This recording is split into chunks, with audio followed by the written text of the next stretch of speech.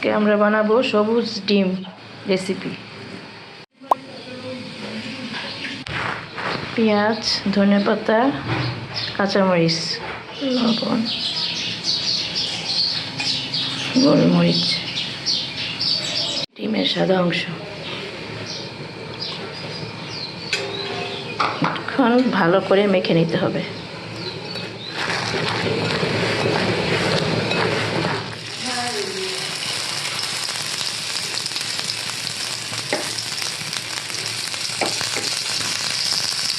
কুসুমটা দিয়ে দিই।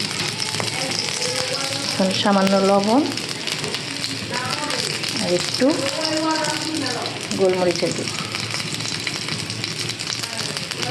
একটু ঢেকে দিলাম।